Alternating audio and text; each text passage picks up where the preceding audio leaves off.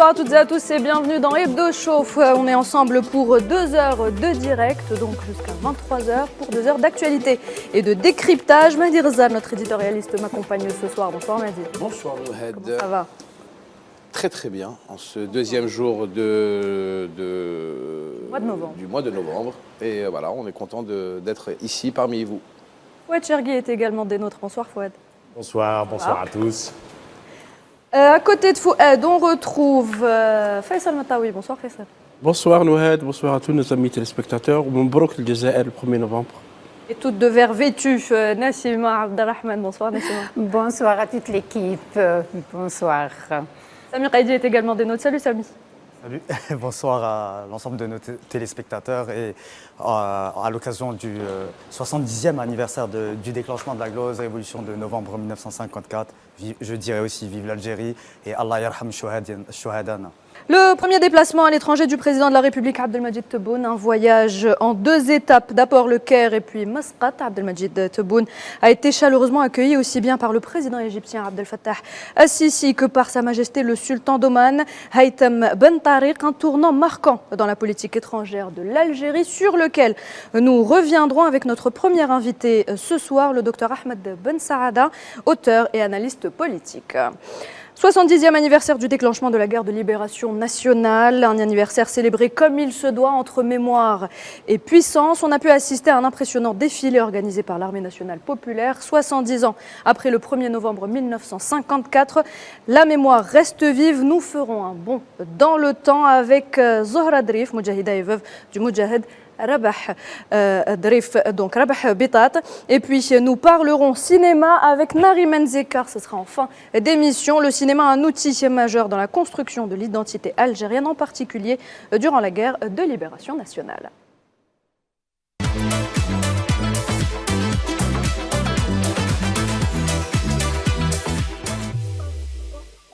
Alors pour cette première partie, si on revient sur le premier déplacement à l'étranger du président de la République, Abdelmadjid Tebboune, après sa réélection pour un second mandat à la tête du pays, Abdelmadjid Tebboune a choisi l'Égypte et le sultanat d'Oman pour effectuer donc ce premier déplacement à l'étranger, une visite de travail et de fraternité au Caire, suivie d'une visite d'État à Masqat, une tournée au Moyen-Orient qualifiée par les observateurs comme étant de portée hautement stratégique, Mahdi. Écoutez, d'abord, la première journée a été un dîner en Égypte, au Caire, où il a été reçu par le président Sisi. Un accueil fastueux qui prouve à qui veut l'entendre le poids de l'Algérie et de son premier représentant, le président Abdelmadjid Tebboune, aux yeux du monde et du monde arabe en particulier. Le président Sisi l'a accueilli et l'a très chaleureusement accueilli. Ensuite, il a été reçu pendant 2 jours, une visite de 2 jours à Oman, où il a été reçu par le sultan d'Oman. Un accueil en grande pompe, un accueil digne du président de la République et de l'Algérie, de la nouvelle Algérie. Cela fait plaisir d'avoir en Algérie un président aussi respecté. Et nous tous et toutes autour de la table, nous toutes et tous autour de la table en tant qu'Algériens et Algériens, nous sommes fiers d'être respectés de la sorte dans le monde. Voilà. J'ai eu beaucoup de fierté quand j'ai vu mon président de la République se déplacer dans ses capitales et reçu avec les honneurs qui lui sont dus. Donc voilà, énormément de fierté, visite de travail et de fraternité, la première en Égypte au Caire et la deuxième une visite d'État avec énormément d'échanges entre ses dirigeants et une cordialité qui présage d'excellentes choses à venir pour le futur. Faisal Mataoui, le président a été accueilli chaleureusement, on le voit sur les images. Effectivement, comme elle a déjà été accueillie avec beaucoup de faste en Italie, en Turquie et déjà en Égypte, parce que c'est la deuxième visite du président Abdelmadjid Tebboune en Égypte. La première, c'était en janvier 2022. Et c'est une visite de fraternité, comme cela a été souligné. Et les déclarations conjointes du président Abdelmadjid Tebboune qui redonnent à la diplomatie algérienne toute sa force et toute sa puissance, mais également beaucoup de respect. On a vu les déclarations des différents chefs d'État. Il y a eu des déclarations communes avec le président Abdel Fattah al-Sisi. Les 2 pays sont d'accord sur plusieurs dossiers très sensibles, très importants pour l'Algérie. Le dossier de la situation en Libye. Le Caire et Alger sont d'accord pour la tenue d'élections générales dans ce pays, pour stabiliser le pays. Ils sont d'accord pour défendre l'unité et l'intégrité territoriale de la Libye, du peuple libyen. Ils sont aussi d'accord contre les ingérences étrangères au Soudan, un pays malheureusement qui connaît beaucoup de drames, beaucoup aussi de violences. Et ils sont d'accord pour qu'il y ait un cessez-le-feu en Gaza, en Palestine. Le président Tebboune a rappelé la position de l'Algérie soutenant le peuple palestinien, le droit du peuple palestinien de disposer d'un État avec comme capitale Al-Quds. La deuxième visite, je pense qu'elle est aussi tout aussi importante. C'est la première fois qu'un président algérien se déplace au sultanat d'Oman. Ce pays est très important, c'est un pays stratégique. Il a une ouverture sur l'océan Indien, sur le golfe d'Oman. 60% de gaz liquéfié dans le monde passe par le détroit d'Ormuz, donc à côté d'Oman. Et l'Algérie peut avoir beaucoup d'opportunités d'investissement, mais également d'exportation. Parce qu'il y a deux ports à Oman, c'est le port de Solana et de Dorm, où c'est des ports qui permettent d'envoyer des produits algériens. Il y a d'excellents produits algériens, comme vous le savez, Noël, qui peuvent aller vers le grand marché asiatique à travers Oman, vers l'Afrique de l'Est et également le Moyen-Orient. Je pense que le président Tebboune, choisissant le monde arabe pour ses premières visites à l'étranger après sa réélection le 7 septembre, c'est un signal qui envoie beaucoup de monde, notamment sur le rôle que doit jouer l'Algérie dans une conjoncture déstabilisée dans la région arabe et africaine. C'est un signal que doit envoyer l'Algérie au monde, Samy. Oui, tout à fait, parce que cette visite, comme on vient de le rappeler, elle est extrêmement stratégique. D'ailleurs, il faut rappeler que la presse égyptienne a salué unanimement la visite de travail et de fraternité du président Tebboune au Caire. Donc, Al-Ahram a parlé de visite importante et stratégique. Masr al-Yom va dans le même sens en parlant d'un approfondissement stratégique d'un partenariat qui a été fondé à plus de 70 ans. C'est-à-dire que dans l'histoire même de l'Algérie, l'Égypte a toujours été d'ailleurs ce pays qui a apporté très tôt son soutien pour la glorieuse révolution de novembre 54. Et d'ailleurs, le président El-Sisi a exprimé le soutien et le profond respect que voue le peuple égyptien à notre glorieuse révolution. Par rapport à la visite du sultanat d'Oman, effectivement, c'est la première visite d'un président algérien à Masqat. Une visite qui est très stratégique pour la simple et bonne raison aussi que le sultanat d'Oman a finalement une historicité que d'autres pays n'ont pas dans la région. Et il faut dire que cette visite de 3 jours, pour le coup, c'est une visite d'État à Masqat, a été sanctionnée par la signature de 8 accords entre les deux pays. C'est plutôt des mémorandums d'entente, mais qui permettent de tracer finalement un plan de développement du partenariat qui n'a cessé de se renforcer selon même les propos de la presse omanaise. Un autre point aussi, c'est que le fait que le président de la République privilégie une visite à destination du reste du monde arabe est un signal qui a été, je pense, reçu 5 sur 5 par de nombreuses capitales. Justement, avant de poursuivre le débat, je vous propose d'écouter le président de la République et on en parle juste après. علاقاتنا مع مصر يعرفها الخاص والعام أنها علاقات وطيدة، أنها علاقات أخوية قوية بنيت على أسس قوية جدا في نضالنا المشترك منذ أكثر من 70 سنة. شاركنا مع بعض في الدفاع على مقومات الأمة العربية، وتنم هذه الفرصة نتاع الذكرى 70 لاندلاع الثورة الجزائرية المجيدة لأشكر مرة أخرى أخي السيسي ومن خلاله كل الشعب المصري وكل من ساهم آنذاك في مساعدة على انطلاق الثورة تاعنا. الجزائر تعمل كل ما في وسعها في مجلس الأمن لمحاولة الوصول إلى حل أو بالأقل إلى توقيف الإبادة صريحة في الله. فلسطين موقفنا لم يتغير ولن يتغير. الحل الجذري هو دولة فلسطينية في حدود 1967 وعاصمتها القدس الشريف إن شاء الله.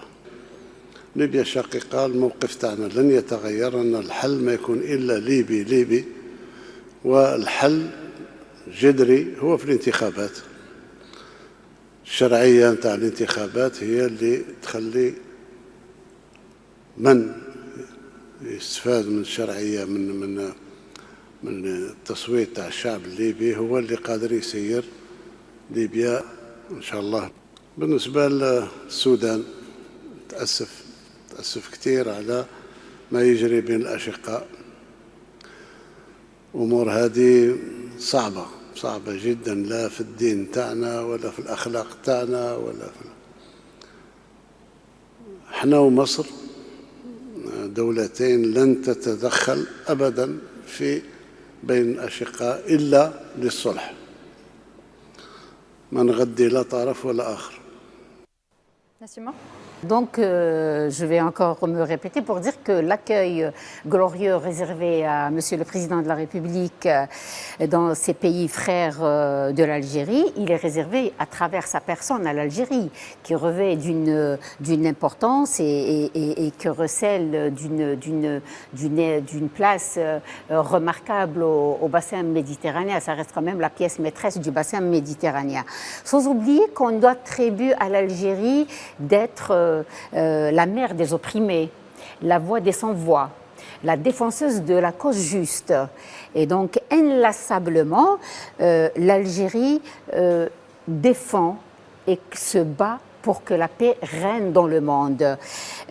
Toutes ces valeurs-là, je crois qu'aujourd'hui l'Algérie peut prétendre à une place sur les grands podiums des pays défenseurs des droits et des libertés et la souveraineté d'autrui. Alors oui, je crois que tout est dit, si ce n'est que rappeler que pour l'Égypte, les choses ne sont pas simples pour ce pays. Pour une raison simple, c'est que la plupart des manifestations qui s'organisent pour la cause palestinienne passent par le Caire. Et souvent, les Égyptiens, le gouvernement égyptien, est souvent pris à partie, il est souvent taxé de collaborateurs, à tort, je pense, puisqu'il porte à lui seul la question de la région et de toute la problématique régionale.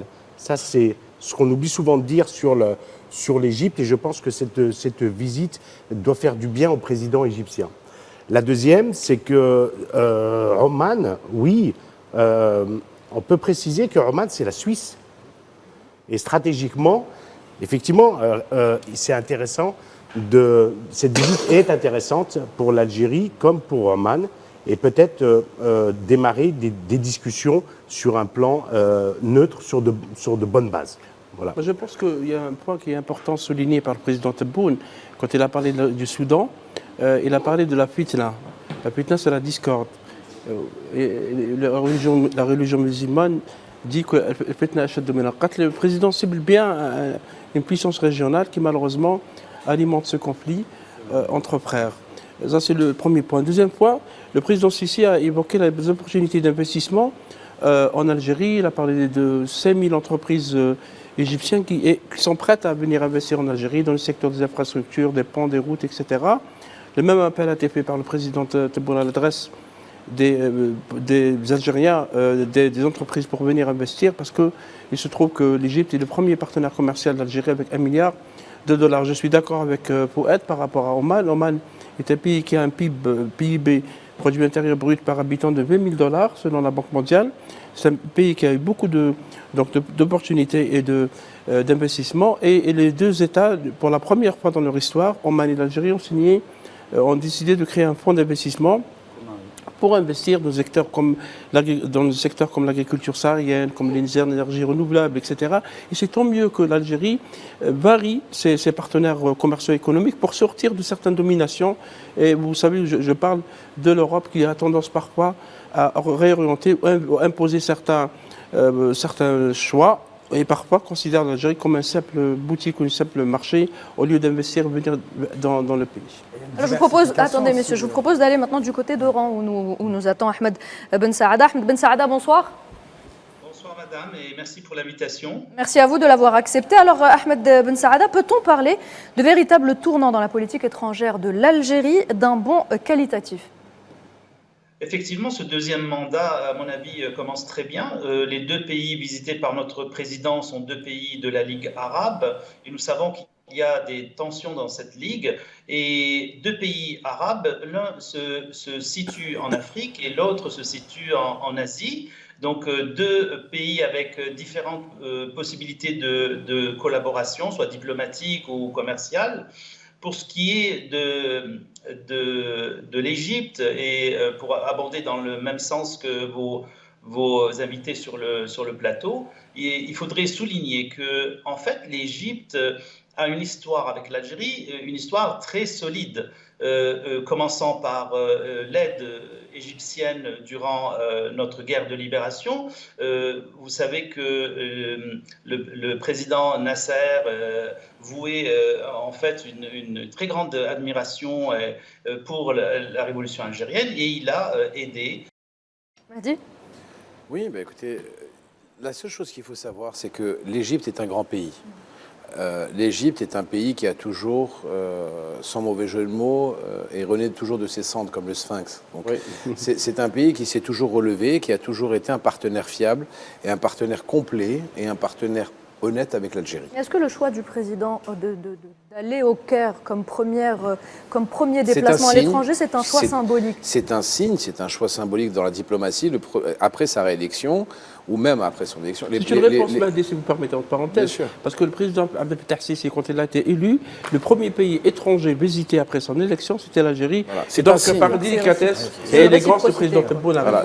Et c'est deux personnes qui s'entendent bien, qui s'entendent très bien, qui sont très souvent au téléphone ensemble, qui ont participé les uns et les autres, enfin les deux ont participé aux efforts pour l'octroi et l'envoi de dons humanitaires à la Palestine. Donc ce sont des personnes qui aiment travailler ensemble, qui s'apprécient mutuellement, personnellement, et je pense que c'est de bon augure pour l'avenir. Que l'Égypte, un grand pays comme l'Égypte, nous soyons un partenaire privilégié de l'Égypte, c'est de bon augure. Et donc il faut vraiment continuer cette entente cordiale et diplomatique et fraternelle entre les deux pays pour avoir encore un avenir radieux pour les relations. D'ailleurs, l'Algérie et l'Égypte sont les deux poids lourds de la région, tant en Afrique que dans le monde arabe. Et on a observé que lors de cette visite, il y a eu une diversification aussi des partenariats. À présent, l'Algérie est extrêmement intéressée par l'expérience égyptienne dans la construction de nouvelles villes, dans l'urbanisme. Et les deux parties ont annoncé une prochaine commission mixte, donc algéro-égyptienne, qui devrait se tenir au Caire. Une autre chose aussi qui est importante à souligner, c'est que les deux pays ont une convergence de vues dans plusieurs dossiers. Faisal a parlé du dossier libyen, du dossier soudanais, où les deux pays appellent à un règlement pacifique loin de toute forme d'ingérence étrangère. Et en ce qui concerne aussi le dossier palestinien, où on a pu observer une convergence de vues sur la question palestinienne. Justement, Nassima, on a vu qu'au-delà de la dimension bilatérale de cette visite s'inscrit dans une perspective plus globale, notamment avec les défis qui se posent dans le monde et notamment dans le monde arabe. Je crois que le choix était bien réfléchi. D'abord, c'est une réponse à la visite du président Sissi lors de sa réélection aux élections présidentielles. Et comme il vient d'évoquer Mahdi, c'est vrai que ces deux grands pays qui sont l'Algérie et l'Égypte, qui constituent une force dans la région, c'est-à-dire dans le monde arabe et en Afrique, cette initiative, elle peut songer à une reconfiguration du monde arabe et à l'unification. Aujourd'hui, devant tout ce que nous vivons aujourd'hui comme conflit au Proche-Orient et tous les dangers qui nous guettent et les menaces, il est impératif de rassembler tous ces pays-là autour des intérêts communs qui nous partagent, certes, mais qui nous rassemblent beaucoup plus. Et constituer ainsi une force de défense, une force économique, une force stratégique, et puis une force au niveau des Nations Unies qui va défendre les intérêts de ces peuples sans puissance, ces peuples dans la menace, les guette à tout moment. Moi, je pense que l'Algérie et l'Égypte peuvent faire beaucoup de choses. Je suis d'accord avec Mahdi, avec Nassima, parce qu'il y a beaucoup de jeux dans le monde arabe, parce qu'on peut diviser le monde arabe en certaines zones d'influence, certains sont d'accord avec certaines options, et donc ce choix du président Tebboune et de l'Algérie est très important. D'abord, deux pays qui peuvent jouer un grand rôle à l'ONU, maintenant qu'il y a possibilité d'avoir 2 membres permanents au sein du Conseil de sécurité, mais également l'Algérie a renforcé ses relations avec tous ses voisins de l'Est. À commencer par la Tunisie, le président Kais Saïed était là pour le grand défilé militaire organisé par l'Armée nationale populaire. Le président Ghazouani, président du Conseil présidentiel libyen, M. Menfi, était là aussi. Le président mauritanien de Ghazouani était aussi là. Le président de la RAS, la République arabe sahraoui, était là. Donc l'Algérie est en train de... Tout ce voisinage est en train de consolider les relations parce qu'il y a des menaces, parce qu'il y a des complots, parce qu'il y a des visées, etc. Et c'est tant mieux que la diplomatie avance avec des pas sereins, avec des pas calmes. On renforce le côté sécuritaire, mais on renforce le côté, la sécurité économique avec des partenaires qui peuvent être fiables, qui ne peuvent pas peut-être imposer plus tard des conditionnalités. Bien, alors on va retourner du côté d'Oran. Faisal, faire barrage. Simon, on va retourner du côté d'Oran et je vous redonnerai la parole juste après. Ahmed Ben Saada, vous êtes là? Excusez-moi pour le petit problème. Très bien. Ahmed Ben Saada, l'Algérie aujourd'hui doit justement consolider ses relations avec les pays voisins, notamment la Tunisie, la Mauritanie, le Sahara occidental ou encore l'Égypte. Exactement. Nous avons, lorsqu'il y a eu le défilé justement militaire hier, nous avons vu que des pays voisins étaient présents et nous devons en fait essayer de consolider ces relations, surtout avec l'Égypte qui en fait a une frontière avec la Libye comme nous. Et le problème libyen touche aussi bien l'Algérie que l'Égypte. Et donc, on a intérêt à travailler ensemble, même si on n'a pas la même stratégie, de travailler ensemble pour que le problème libyen se règle très rapidement. Parce que la situation en Libye, nous savons qu'elle est absolument désastreuse et elle ne peut pas continuer comme ça. Parce que la stabilité de la Libye est importante pour la stabilité de notre région et de nos 2 pays. Donc, juste pour ça, la visite de notre président en Égypte est très, très intéressante. Mais ce que je disais tout à l'heure par rapport à l'histoire, nous avons une histoire extrêmement intéressante entre nos 2 pays. L'Égypte nous a aidés pendant notre guerre notre révolution pour l'indépendance. Elle nous a aussi aidés, ce que peu de gens ne le savent, c'est qu'elle nous a aidés aussi pendant la guerre des sables contre l'invasion du Maroc en 1963. L'Égypte avait envoyé quelque chose comme 1000 soldats pour combattre à nos côtés. Ce qui a d'ailleurs valu une mauvaise entente diplomatique entre le Maroc et l'Égypte. De notre côté, nous avons aidé l'Égypte pendant la guerre de 1967 et la guerre de 1973 où l'Algérie a fourni énormément de matériel militaire. Je rappelle aussi qu'en octobre 2016, lorsqu'il y a eu un problème concernant l'attitude de l'Égypte vis-à-vis du problème syrien, l'Arabie saoudite avait coupé le pétrole pour l'alimentation de l'Égypte et l'Algérie avait envoyé pas moins de 30 000 tonnes de pétrole à l'Égypte. Donc, ces bonnes relations qui ont perduré durant des décennies continue maintenant, on le voit très bien. D'ailleurs, la présence du président Sisi au dernier sommet de la Ligue arabe qui s'est tenu à Alger était une preuve de cette bonne entente qu'on a avec l'Égypte et qu'on devrait justement faire fructifier pour augmenter les échanges, que ce soit les échanges au niveau diplomatique ou les échanges au niveau commercial. Et le but, justement, c'est de trouver des domaines où l'Algérie et l'Égypte puissent travailler ensemble pour les développer dans les prochaines années. Très bien. Alors, le président égyptien Abdel Fattah al-Sisi a justement tenu à féliciter le président Abdelmadjid Tebboune pour sa réélection, pour un second mandat à la tête du pays, mais également lui et le peuple algérien à l'occasion de la commémoration du 70e anniversaire de la glorieuse guerre de libération nationale. On l'écoute. رئيس الجمهورية الجزائرية الديمقراطية الشعبية الشقيقة السيدات والسادة اسمح لي فخامة الرئيس ان انا ارحب بيك اهلا وسهلا وبالوفد المرافق ليك في زيارتك اللي بلدك التاني مصر. واسمح لي ان انا باسمي وباسم كل المصريين بتقدم لفخامتك بالتهنئة بمناسبة تولي قيادة الجزائر وثقة الشعب الجزائري في فخامتك لولاية تانية، واتمنى كل التوفيق لفخامتك وللشعب الجزائري. واسمح لي فخامة الرئيس ان احنا بمناسبة يعني الاحتفال بالذكرى ال70 للثورة الجزائرية ايضا ان انا اهني فخامتك والشعب الجزائري بهذه المناسبة العظيمة اللي كانت بالنسبة لنا في مصر وللمصريين محل إعجاب وتقدير واحترام شديد. Et à ce propos, la révolution algérienne, on en parle plus amplement dans quelques instants avec une invitée de marque ce soir. Mais d'abord, on écoute la déclaration du vice-président du Centre d'études politique d'Al-Ahram, prestigieux journal égyptien sur l'actualité du 1er novembre. الثورة الجزائرية بالنسبة لمصر هي توأم الثورة المصرية، ثورة 23 يوليو وزعمتها جمال عبد الناصر. وإحنا عشنا، يعني أنا جيلي عاش على زخم الثورة الجزائرية ونضالة الثورة الجزائرية وانتصارات الثورة الجزائرية.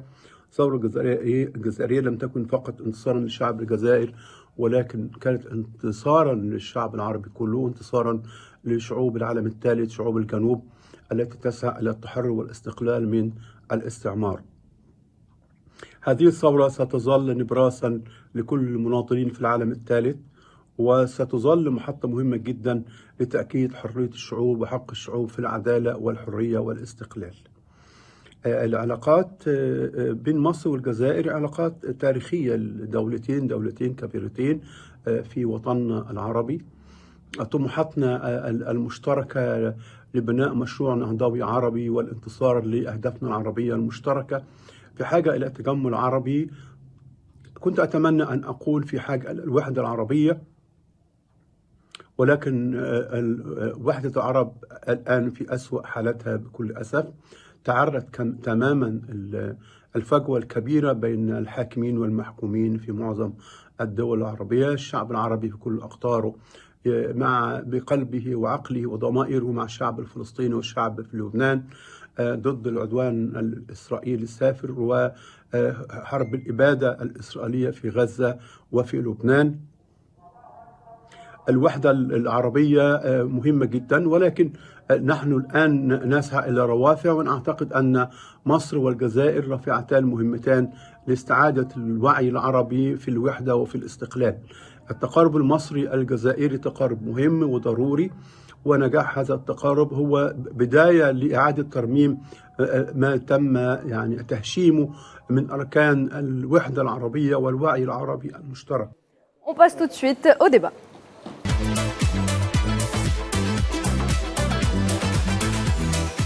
Pour ce débat, j'ai le plaisir d'accueillir la Moudjahida Zohra Drif Bitat. Bonsoir. Bonsoir. Merci d'avoir accepté notre invitation et d'être avec nous. Merci à vous de m'avoir invité. Le plaisir et l'honneur. Grand honneur pour nous. Grand honneur d'être à vos côtés. Moi, je suis très émue d'être ici parmi vous et en même temps d'être parmi tous les Algériennes et les Algériens à travers votre télévision. Et vous me permettez de saluer directement toutes celles et ceux des anciens moudjahidines, de mes compagnons et de mes compagnes d'armes qui sont encore en vie. Merci de me donner cette occasion. Si aujourd'hui nous sommes ici, toutes et tous autour de la table, c'est grâce à vous. C'est grâce à vous, grâce à vos compagnons de lutte, grâce à toutes les moudjahidettes et tous les moudjahidines qui nous ont donné la chance à nous, plus jeunes, d'être algériennes et algériens. Et on vous doit ça éternellement et on vous sera éternellement reconnaissant parce que ce que vous faites, ce que vous avez fait, ce que vous faites jusqu'à présent est juste exceptionnel. Voilà. Je tenais à vous le dire. Moi, en tant que fils d'ancien moudjahid, je tenais à vous le dire. Et être encore une fois à vos côtés est une fierté immense. Sachez-le, madame. Écoutez, nous avons fait notre devoir Et je suis convaincue que si vous, le problème s'était posé maintenant, eh bien, vous auriez, vous aussi, défendu la terre de vos aïeux. Madame Zohra Drif, vous avez connu Hassiba Mbouali, Allah yarhamha, cette shahida est morte à 18 ans. Vous avez connu Omar Yassef, mort à 13 ans. Vous avez connu Ali Ammar, Ali Lapointe, qui est mort aussi jeune. Et aussi Mahmoud. Mahmoud, Allah yarhamou, ces shuhada ont été dynamités par les soldats français qui avaient les pouvoirs spéciaux. Vous avez vous-même été condamné à 20 ans de prison de travaux forcés avec Youssef Saadi. Quel souvenir de tout ça? Youssef Saadi, je crois qu'il est toujours en vie. Il est mort, Allah yarhamou, et toute sa famille, Allah yarhamou, shuhada wal mujahideen. Quel souvenir reste-t-il de tout ça, de cette période? Est-ce que pour vous, c'est une période lointaine ou elle est toujours présente sous d'autres formes? Je parle du colonialisme. C'est difficile d'oublier ces moments qui étaient en même temps extraordinaires et exceptionnels et en même temps tragiques. Parce que, en même temps, il s'est trouvé que notre génération a eu cette chance d'être celle qui a décidé d'arrêter de faire sortir les occupants de notre pays. Donc c'est quand même exaltant et en même temps très douloureux parce que c'était quand même un combat sanglant, un combat inégal. Nous avions face à nous, à l'époque, l'armée française qui était la 4e armée dans le monde, et nous avions notre volonté, notre conviction. Inébranlable. Absolument. Inébranlable. Et surtout de la volonté d'aller jusqu'à la mort. Et vous venez de citer, parmi les frères et sœurs qui étaient avec nous, Hassiba, qui était une jeune lycéenne. Elle était jeune, elle avait 19 ans, et même physiquement, elle était frêle. Donc, une personne qu'on aurait vue ailleurs que dans les caches et les trous de la Casbah où nous nous abritions contre les parades massues, etc. Et des enfants comme Omar, comme Mahmoud, et bien d'autres. Mohamed et Hamid. Oui, et bien d'autres encore dont on a parlé. Bon, c'était une période exaltante et une période aussi douloureuse. Mais enfin, alhamdoulilah, nous avons eu cet insigne honneur d'avoir été la génération qui a eu et qui a su, il faut remercier ceux qui ont décidé du déclenchement de la révolution.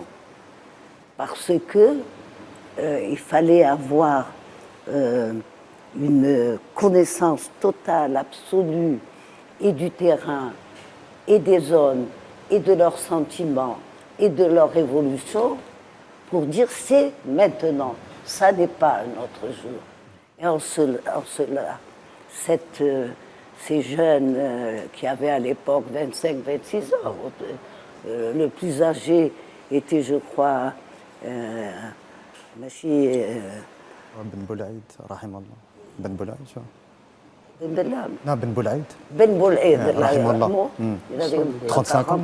40 ans. Ouais.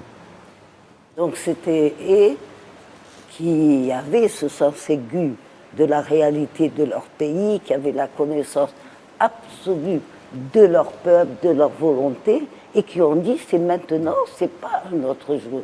D'ailleurs, j'ai une petite Madame question. Zahra Drif, une petite question justement par rapport au 1er novembre.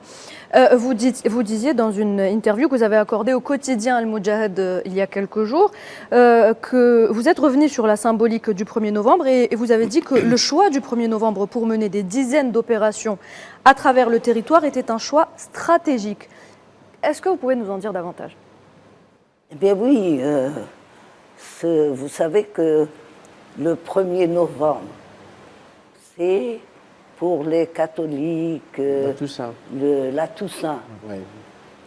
Et c'était un jour férié. Et ce jour férié où tout fermé. Donc, et même jusqu'aux éléments de la sécurité, même s'il restait, la sécurité était moindre, d'autant que il y avait eu un rapport de police fait quelques jours avant de la police française où on disait tout va bien. Donc ces jeunes qui avaient décidé de cette date avaient vraiment non seulement le flair politique, mais c'était des gens qui vivaient au milieu de leur peuple. Alors, il y a aussi, pour parler... Pardon, Samy, on doit avancer. Vous poserez votre question dans quelques instants. Pour parler aussi, madame du rôle des femmes, il y a eu un tableau qui a été réalisé par un peintre algérien sur les figures devenues légendaires de notre guerre de libération nationale. Il y a vous, il y a aussi madame Djamila Poupacha, qui... Et elle, justement, on l'a rencontrée, elle en parle, regardez, et on en reparle juste après. Aujourd'hui, c'est un jeune Algérien qui a réalisé mon portrait et celui de Madame Zohra Bitat et qui va réaliser à l'avenir le portrait de toutes les moudjahidettes. À chaque occasion, il y aura une ou deux moudjahidettes qui seront peintes par Kamel Nour, Inch'Allah. Voilà. Et je lui souhaite beaucoup de courage et beaucoup de réussite. باش نقول لك الجزائر مازالت صغيرة وراهي في طريق مليحة وصحيحة.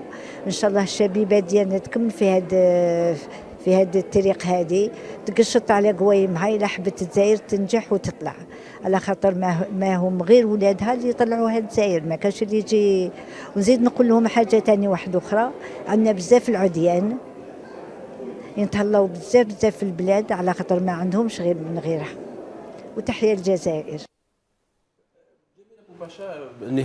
Nouhad, et Madame Zarif le sait, est une femme qui a été arrêtée en 1960, qui a été torturée, sauvagement torturée. Et d'ailleurs, son procès qui a été mené par Gisèle Halimi et Simon de Beauvoir a été fait le tour du monde. Et il y a un peintre, le peintre espagnol Picasso, qui a fait un tableau sur elle. D'ailleurs, c'était la couverture du livre. Il y a un autre peintre, peut-être c'est moins connu, c'est Roberto Mata, qui est aussi un peintre chilien, qui a fait un très beau tableau qui s'appelle La question Djamila. Parce qu'il a repris un livre de Henri Alec, qui était parmi les premiers livres qui avaient évoqué la torture à l'époque coloniale, parce qu'à l'époque des pouvoirs spéciaux, à partir de 1956-57, les soldats français ont fait tout ce qu'ils voulaient, ont fait disparaître Habib el-Mehdi, Ali Boumenjel, Maurice Soda et d'autres. Ils sont des centaines, on ne va pas dire des milliers disparus à cette époque. Eh bien, on continue le débat dans quelques instants.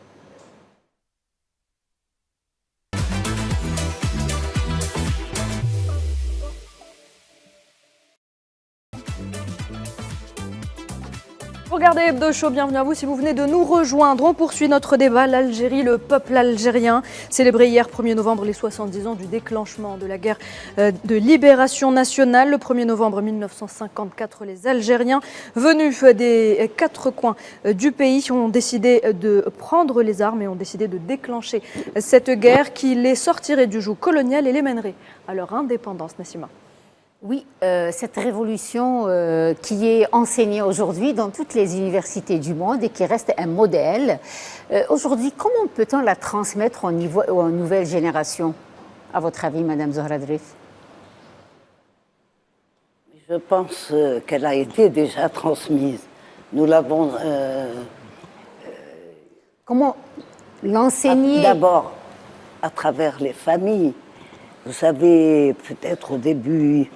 Mais à partir d'un moment l'ensemble du peuple algérien, en tout cas en dehors de ceux et celles qui ont choisi carrément la France, ont été pris dans cette tourmente, parce que la guerre, il faut que nos jeunes le sachent, a été d'une violence extrême, et que les Français ont mis toutes leurs forces. Vous savez, nos jeunes doivent savoir, ce n'est pas moi qui le dis, c'est ceux qui le disent, que le plus grand, comment on dit, quand on enlève une population d'un endroit Déplacé. Le déplacement.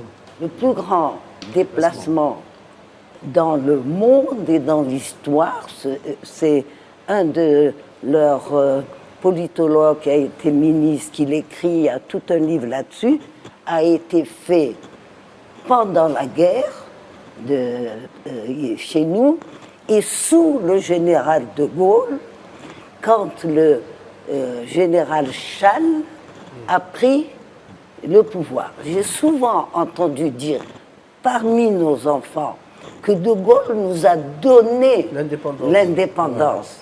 La réalité, c'est que reprenez l'histoire et vous savez, ce n'est pas la peine d'aller chercher dans les livres. Vous prenez les journaux de l'époque, les journaux français, l'Écho d'Alger, la Dépêche algérienne, l'Écho d'Oran. Non, ce qui est important, ce que je veux dire, c'est que sous De Gaulle, les opérations militaires qu'il appelait les opérations précieuses qu'a menées le général Chal ont été les plus meurtrières.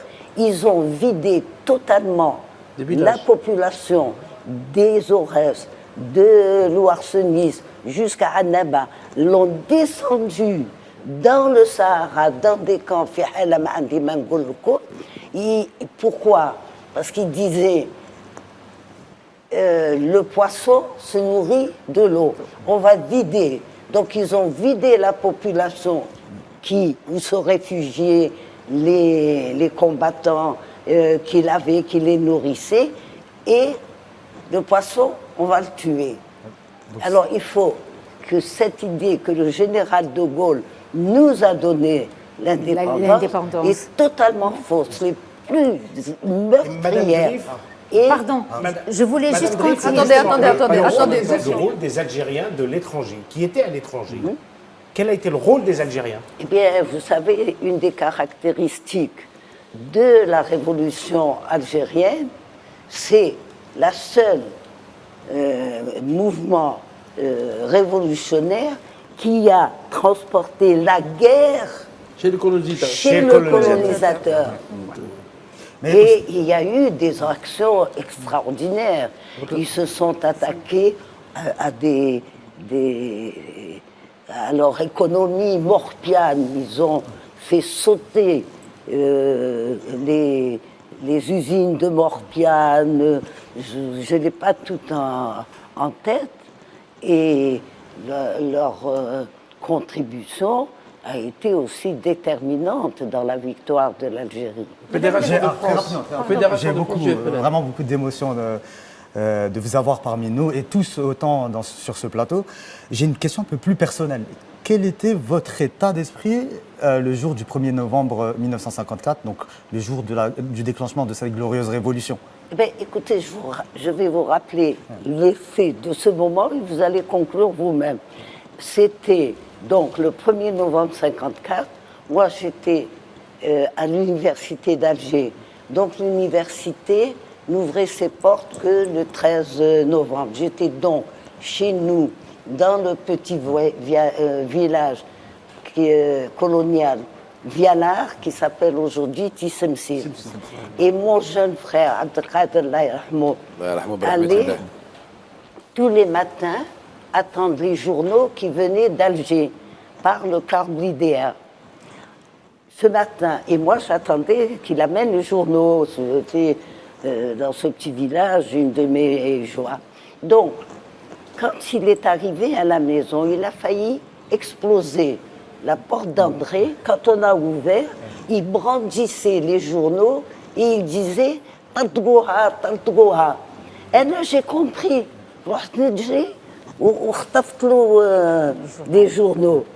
Et ma mère, qui ne savait ni lire ni écrire, à qui on avait, est venue en nous disant, bien sûr, parce qu'elle voyait ses enfants mineurs, excités, on ne parlait que de ça, donc elle essayait, et sa réaction était de France. C'est pour dire qu'il y avait une attente à travers tout le pays dans notre... Madame Zohra Drif Bitat, alors cette date d'anniversaire qui est le 1er novembre, c'est devenu un jalon historique qui ravive le peuple et ses martyrs. À cette occasion, un défilé grandiose s'est tenu hier. On l'a tous vu. Je vous propose d'écouter un extrait de l'allocution du président de la République et on en parle juste après. إن هذه المناسبة الوطنية الخالدة الزاخرة بكل آيات المجد والعز والفخر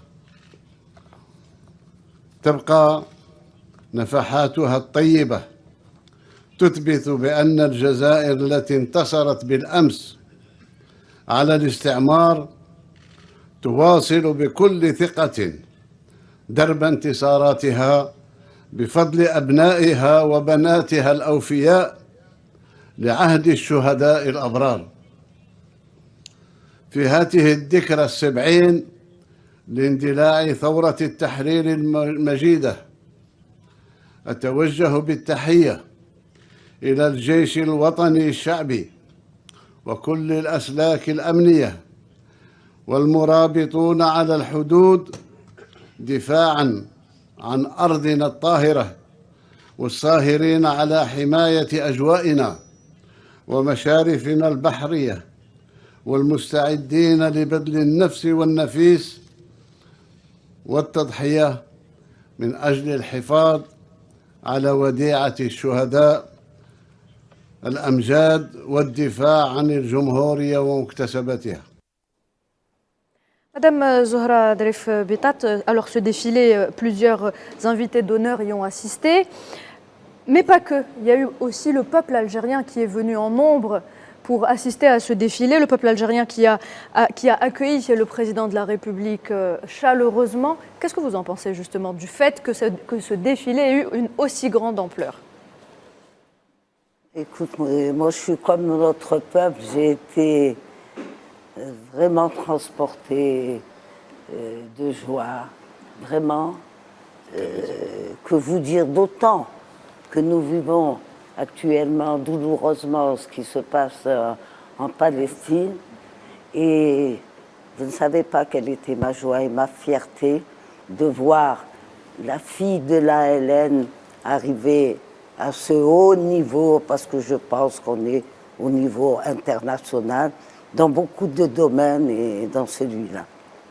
L'armée nationale populaire, Madame Zohra Drif, descend de là. On voit une très belle image là qui passait. On voit des jeunes avec des khabia qui symbolisent les mujahideen ou les shuhada, et les jeunes d'aujourd'hui qui sont dans les écoles militaires. Donc la transmission a eu lieu. Ça veut dire que l'Algérie est réellement entre de bonnes mains. Et j'ai vu hier au défilé, d'abord c'était très bien organisé, avec des carrés, des cadets, de l'armée, de différentes forces terrestres, maritimes, aériennes. C'était vraiment impressionnant. Absolument. Et bien organisé. Il y a eu des moments où on a eu la chair de poule, carrément. La chair de poule, absolument, pour dire que l'Algérie est là, elle est présente, elle a une armée qui est forte, qui est puissante. Il y avait un message très important, il me semble, du président Abdelmadjid Tebboune, parce que c'est une réponse à certains qui commençaient à se poser des questions pour que l'Algérie organise des défilés, alors que tous les pays le font. La France, les États-Unis et d'autres. Le dernier défilé militaire en Algérie, c'était en juillet 2022.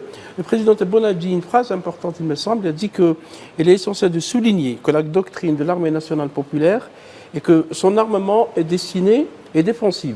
Et que son armement est destiné exclusivement à défendre l'Algérie et à protéger sa souveraineté nationale, en plus de sa contribution à asseoir la sécurité et la paix internationale. Donc c'est une défilé qui est orientée contre personne, pour dire seulement qu'il y a une armée qui s'organise, qui se modernise, une armée qui reste populaire. Parce qu'on a vu, Mehdi, il était présent aussi, a vu que la population était venue, et même après le défilé, on a vu que les gens prenaient des photos avec des chars, Il etc. a les yeux qui brillent encore. Regardez oui, les images derrière vous, c'est de Mehdi a les yeux l'émotion. qui brillent. Pour dire que oui, la relation entre l'armée algérienne et son peuple est très solide et très forte. Et justement, cette relation, eh bien, les invités qui étaient présents, les invités étrangers qui étaient présents, ils l'ont senti. Ouais. Et Sofiane Baroudi est allé à la rencontre de l'Association internationale des amis de la Révolution algérienne. Ils se sont donc réunis, ils ont assisté aux festivités à l'invitation du président de la République. Je vous propose d'écouter un membre du bureau exécutif de l'association, le Chilien Esteban Silva Quadra, ainsi que le petit-fils du président chilien, le défunt Salvador Allende, un grand ami de l'Algérie. Bon, d'abord, je suis très, très honoré d'avoir été invité pour accompagner le peuple algérien et le gouvernement algérien dans la commémoration du 70e anniversaire du déclenchement de la révolution algérienne. Parce que, bon, nous avons vécu des moments très intenses et magnifiques avec le gouvernement et avec le peuple algérien. C'est un moment très important et historique. La révolution algérienne, qui a été faite par des hommes et des femmes algériens et algériennes, qui se sont battus avec honneur, avec courage, et qui ont eu des millions de martyrs dans cette lutte qui est complètement valable aujourd'hui. La lutte contre le colonialisme. Bon, vous savez, nous sommes venus, nous avons été en tant qu'Association internationale des amis de la révolution algérienne. Nous avons été invités et nous sommes venus avec des gens qui représentent de façon symbolique aussi, et politique aujourd'hui, mais de façon symbolique aussi, des amis de la révolution algérienne. La fille du commandant Ernesto Che Guevara, la doctora Aleida Guevara, par exemple, le petit-fils du président Salvador Allende, le docteur Pablo Sepúlveda Allende, le petit-fils Madre Mandela du président Nelson Mandela, le fils du grand commandant vietnamien Vo Nguyen Giap, la nièce d'Enrico Matei, etc. Et moi, en tant que membre du bureau exécutif de l'Association des amis de la révolution algérienne, nous sommes venus là pour symboliser de façon concrète l'histoire des amis et de la révolution algérienne. Mais l'histoire, pas seulement dans le passé, l'actualité des amis de la révolution algérienne. Et on a pu partager avec Monsieur le Président sur le Chili, le président Allende, même le Che Guevara. On leur a raconté, on a informé le président, par exemple, que le lundi 4 novembre, dans quelques jours, au Chili, nous allons avoir une commémoration solennelle au Chili du 70e anniversaire de la révolution algérienne, et on va honorer les amis chiliens et latino-américains de la révolution algérienne. Et ça, on va le faire à l'extrême sud de la planète.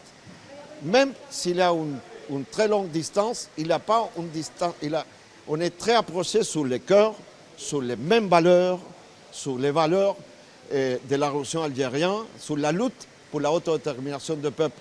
Je veux te dire, je crois que l'Algérie nouvelle, présidée par le président Tebboune et le peuple algérien, ils sont en train de jouer un rôle très important aujourd'hui, notamment par exemple au sein du Conseil de sécurité, où l'Algérie est la voix, pas seulement du peuple palestinien, du peuple sahraoui. L'Algérie a la voix du peuple du Sud et même de l'Amérique du Sud dans les valeurs les plus importantes pour refonder les institutions des Nations Unies qui ne sont pas capables aujourd'hui, malheureusement, de préserver et faire valoir les droits internationaux. Bueno, la verdad muy honrado, muy emocionado por las actividades, por el 70 Je suis très ému et très honoré d'avoir assisté à la commémoration du 70e anniversaire de la révolution algérienne. Un grand pays et une grande histoire de lutte et de résistance qui sert encore comme exemple de combat anticolonial à l'humanité tout entière. Je tiens aussi à saluer les grandes avancées qu'a fait la République algérienne après 70 ans, notamment sur les plans du développement économique et social, ainsi que le grand poids géopolitique dont jouit ce pays sur l'échiquier international, comme puissance d'équilibre pour l'intensification de la coopération sud-sud au sein des différentes institutions, l'Union africaine, la Ligue arabe, mais aussi avec les pays latino-américains. L'Algérie est un atout pour la résistance face à la domination occidentale unilatérale. Je suis très fier et très honoré d'avoir été reçu par le président de la République algérienne, M. Abdelmadjid Tebboune, et d'avoir pu rencontrer le président de la République arabe sahraoui démocratique, Ibrahim Ghali. Il faut également se souvenir que mon grand-père, le président chilien Salvador Allende, était un grand ami de l'Algérie et du président Houari Boumediene. Ils ont travaillé ensemble au sein de l'Organisation des pays non alignés pour un nouvel ordre mondial plus juste, multilatéral et au service du développement des peuples et des nations. Enfin, l'actualité de la révolution algérienne est très vivace au XXIe siècle, notamment avec les combats des peuples palestiniens et sahraouis qui se poursuivent face à l'ignominie du colonialisme. Alors on poursuit notre débat et on va du côté d'Oran pour retrouver Ahmed Ben Saada. Ahmed Ben Saada, vous m'entendez ? Oui, je vous entends. Ahmed Ben Saada, quelle est la dimension internationale de la révolution algérienne, mais aussi de ce défilé militaire grandiose qui a eu lieu hier ? Alors, j'ai eu l'honneur et le privilège d'assister à ce défilé militaire. Je l'ai trouvé extrêmement intéressant de par son esthétique, de par la synchronisation des différents tableaux. Ça a été un travail de professionnel vraiment digne des meilleures parades militaires dans le monde. Et je le dis vraiment avec fierté, parce que souligner un 70e anniversaire de cette façon, c'est vraiment à l'honneur et à l'image de notre grand pays et surtout de notre grande révolution qui a été un exemple pour le monde entier. Il y a très peu de révolutions pour recouvrer l'indépendance qui ont vu le sacrifice d'un peuple, tout un sacrifice.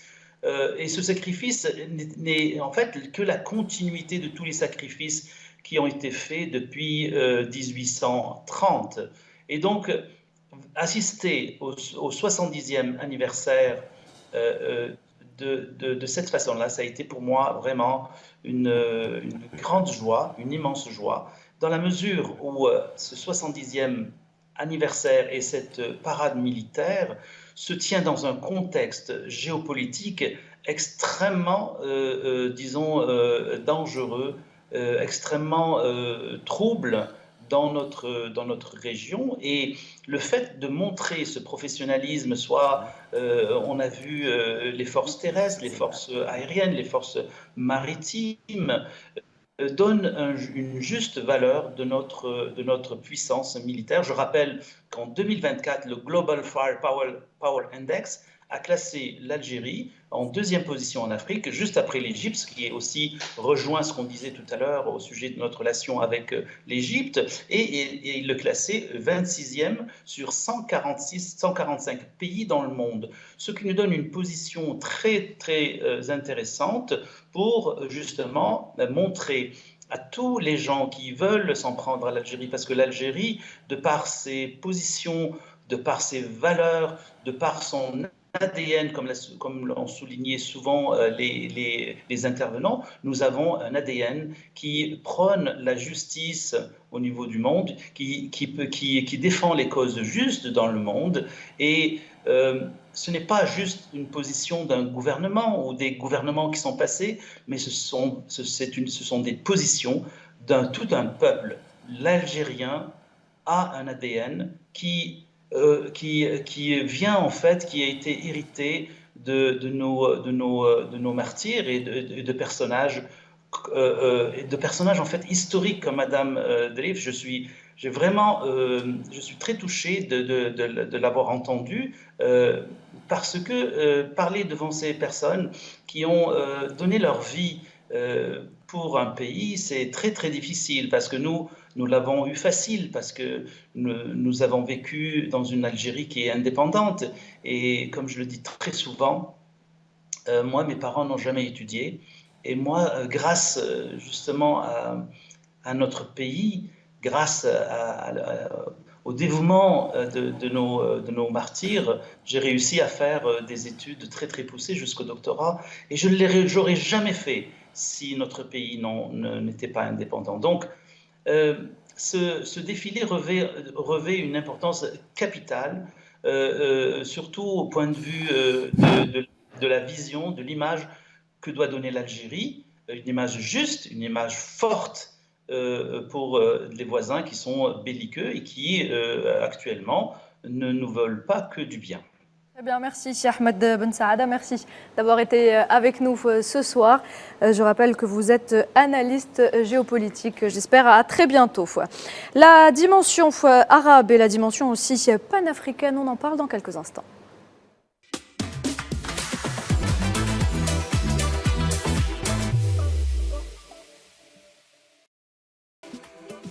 Bienvenue à vous si vous venez de nous rejoindre sur Hebdo Show. Alors de la dimension internationale de la révolution algérienne, on passe à la dimension arabe, Nassima. Oui, tout à fait. La révolution algérienne a toujours été une référence et un référent à tous les mouvements de résistance. Aujourd'hui, ce qui se passe en Palestine, je crois, et au Liban, tous ces mouvements se réfèrent à la révolution algérienne. Ils la prennent comme modèle. Il ne faut pas oublier que la révolution algérienne, elle est enseignée dans toutes les universités du monde. Ce défilé-là, il nous a démontré encore une fois, il nous a émerveillés, impressionnés, dont nous sommes fiers aujourd'hui. Il y a quelque temps, quand l'Algérie a pris la décision de s'armer davantage pour un armement de défense, beaucoup de personnes étaient plus ou moins, n'adhéraient pas à cette idée. Je crois que ce qui se passe aujourd'hui au Moyen-Orient, au Proche-Orient, a complètement renversé la donne. Et finalement, le pouvoir, le gouvernement, les dirigeants ont bien pris la sage décision parce que les grandes mutations que vit le monde aujourd'hui, il n'y a point de négliger une armée qui est défensive d'abord du territoire et de la souveraineté territoriale et puis créer ce qu'on appelle une force commune dans un continent. Je crois qu'aujourd'hui, il est temps. Et pour rebondir juste à la visite du président, c'est le moment de repenser à la reconfiguration du monde arabe pour créer une force qui va justement faire face à toutes les menaces d'expansion. Alors en plus, Nassima, de la dimension arabe, il y a la dimension maghrébine. Aussi, il faut savoir que le président de la République, après le défilé du 1er novembre, s'est réuni avec le président tunisien, le président mauritanien, le président du Conseil présidentiel libyen et le président de la République arabe sahraoui démocratique. Oui, parce que la révolution algérienne, vous l'avez dit, Nouhed, et Mme Drip ne pourrait qu'être d'accord avec nous, elle était à un moment donné, je pense qu'elle est toujours enseignée dans certains pays arabes, comme la Jordanie, comme la Syrie, comme l'Irak, comme vraiment un modèle d'émancipation et de libération. Si m'a parlé du colonialisme, vous savez très bien, Madame Drip, que le colonialisme est toujours là. Il reviendra, on le chasse par la porte, il revient par la porte, par la fenêtre, avec sous plusieurs formes. Je voulais poser une question directe à Madame Drip. Par rapport au colonialisme, pourquoi, au colonialisme français, pourquoi selon vous, à ce jour, 70 ans après le déclenchement de la guerre, ils appellent ça insurrection en France, la France ne veut pas reconnaître ses crimes coloniaux. Pourquoi? Parce qu'elle a... Ce qui est extraordinaire chez les Français, c'est vraiment un art chez eux. C'est vrai, la France, mère des armes, c'est des lois, liberté, fraternité, sur tous leurs monuments. Mais en réalité, quand vous regardez l'histoire de la France, là, fait des guerres terribles, et notamment dans les pays d'occupation. Et c'est ça le génie français. Enfin, j'appelle ça un génie parce qu'ils arrivent à travestir les réalités qui sont criantes et à se présenter toujours. Alors que si on prend chez nous, il y a eu des génocides ici, des génocides qu'ils reconnaissent pendant la guerre d'occupation en 1830. Oui. C'est connu, les enfumades. C'est terrible quand vous le disiez. Non seulement ils avaient mis dans les grottes la population, mais même les animaux. On raconte l'histoire de cette vache qui est arrivée à pousser. C'était le général Clausel à l'époque. Général Clausel. Pardon? C'est le général Clausel. Clausel, Bugeaud, tous ont fait un massacre dans ce pays. Mais il ne veut pas reconnaître ça, Madame Drey. Et jamais. Pourquoi ils ne Jamais. veulent pas, justement? Parce qu'ils se disent, ils ont ce génie. Ils se disent les pays des libertés. Et ils vont en Amérique et c'est un crime de l'humanité aussi qui s'est fait contre les Indiens d'Amérique. Tout ça, la France y était. Lafayette, dont on sait, mais c'est lui qui a débarqué en Amérique et les fameuses... Madame Drey, je crois que finalement la révolution algérienne n'a pas encore révélé tous ces secrets. Oui, loin de là. Oh là là, on a c'est-à-dire c'était, d'abord on n'avait pas le temps d'écrire. On nous reproche souvent. Et vous savez, en 62, quand les Français sont partis, d'abord les caisses étaient vides. Et avant de partir, ils ont détruit tout ce qu'ils pouvaient détruire. Moi, j'ai vu de mes propres yeux, en 62, quand ils sont partis, comme vous savez qu'il y avait 99,4% de la population analphabète. Donc, on cherchait. Ils ont tout abandonné comme ça, se disant ils vont... Alors on cherchait, quand vous aviez le certificat d'études, eh bien on pouvait vous donner un département d'un ministère. Nous sommes montés au palais du gouvernement. Je n'oublierai jamais ce saccage que j'ai vu. C'est pire que ce qui est raconté sur les Huns, les Visigoths, enfin ce que on nous serinait dans l'oreille et on y croyait quand on était jeune. C'est quand vous montiez ces grands escaliers, ils étaient jonchés depuis la porte de l'immeuble jusqu'à l'avenue Pasteur. Tous les documents qu'ils n'ont pas pris, pour qu'on ne puisse pas avoir, c'était important tout de même, ne serait-ce qu'avoir le plan des réseaux souterrains ou j'en sais rien. Tout était jeté. C'était jusqu'à l'avenue Pasteur. Les téléphones ont été arrachés. C'est-à-dire, le désert. Ils ont même brûlé la bibliothèque universitaire, vous vous rappelez? Alors, ce qui est arrivé, et c'est ça qui était merveilleux à l'époque, chacun essayait de faire, et un moment, à la faculté de droit, il y avait une équipe. Il y avait quand même, il faut le reconnaître et on les remercie toujours, des Français libéraux, des professeurs français. Malheureusement, je commence à perdre la mémoire. Certains sont restés. Pierre Chollet, par exemple. Les porteurs d'espoir. Et Claudine Chollet aussi. On a essayé de remettre en marche la faculté de droit. Parce que c'était et on s'est rendu compte, terre brûlée. nous avions un département, l'ENA, et qui était au même niveau que l'ENA en France. On était vraiment considérés comme une des meilleures facultés et instituts à l'époque.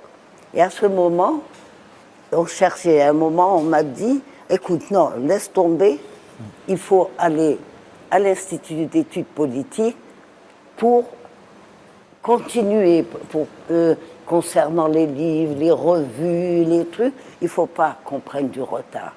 À ce moment... C'était un combat aussi. C'était plus qu'un combat, parce que c'était quand même... mais il y avait une mobilisation de toutes les énergies, et il faut dire, et rendre un hommage à un grand monsieur, à un grand combattant qu'a été Bossoff. Boussouf, Allah yarhamou, quand il recevait, à partir d'un moment, certains des étudiants, parce que nous, quand on a fait la grève des étudiants, on n'est pas allé étudier en France ou ailleurs. On est monté soit au maquis, etc. Et quand certains des étudiants, pour des raisons de sécurité, parce qu'ils étaient brûlés ici vis-à-vis de l'armée française, etc., on arrivait à sortir, aller en Tunisie, etc. À un moment, il a décidé que ces jeunes-là, il les a regroupés dans un camp. D'ailleurs, il y a un livre qui a été écrit par mon ami, l'ancien ministre de l'Intérieur. Dahoud Trabliya. Donc, il était génial, Boussouf Allah yarhamou. Il a ramené tous ces jeunes et il les a formés. Ce qui fait qu'à l'indépendance, on avait des ingénieurs, et ce sont les enfants de Boussouf qui ont repris les sous-préfectures, les préfectures. Là, eux étaient quand même préparés. Les ministères aussi. Les ministères, bon, il y avait quand même des personnes d'un âge plus important qui ont pris les postes ministériels. Mais dans ces trucs qui sont de base, et pour un État, il ne fallait pas les laisser péricliter. Alors, il faut aussi savoir que la révolution algérienne a inspiré, c'est un modèle pour beaucoup de pays africains qui sont encore sur la voie de la libération, de l'émancipation et du progrès. On écoute à ce propos le président de l'association tchadienne et des Amis de la Révolution algérienne au micro de Sofiane Baroudi.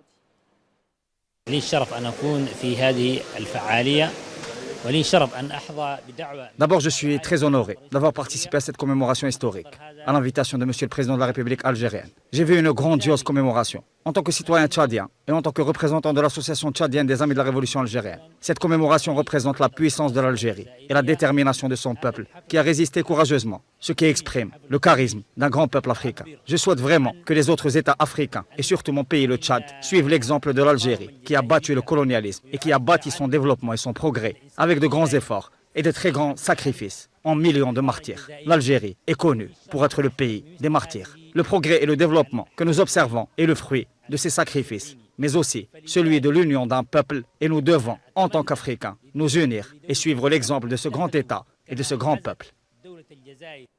Vous rejoignez les propos du monsieur Samir Haïdi, nous devons en tant qu'Africains nous unir et suivre les pas de l'Algérie. Tout à fait, tout à fait. L'Algérie est le modèle en Afrique. Et lorsqu'on parle de l'universalité de notre révolution, il faut rappeler qu'au cours alors que la glorieuse révolution était en cours, Nelson Mandela avait visité les camps de l'ALN et après sa libération de prison, il avait dit que l'Algérie avait fait de lui un homme. Donc effectivement, l'Algérie a servi de modèle et est restée fidèle à ce serment dans la mesure où notre pays a soutenu pas moins de 15 mouvements de libération sur le continent. Alors je voudrais maintenant qu'on revienne sur le volet mémoriel, si vous le voulez bien. Le volet mémoriel est la nécessaire restitution des archives et des objets patrimoniaux et culturels en possession de la France à ce jour. Mahdi, on revient donc sur le volet mémoriel. Écoutez, la France a... Cheval de bataille du président de la République, on le rappelle. Exactement, le cheval de bataille du président de la République. La France a reçu les demandes de l'Algérie et du président de la République. Il y a un comité entre Benjamin Stora du côté français et des historiens côté algérien pour justement, en l'occurrence, mais il n'est pas le seul, ils sont 5 exactement, pour demander le retour des effets personnels, par exemple de l'émir Abdelkader, le retour des crânes restants de nos chouhada qui sont encore en France.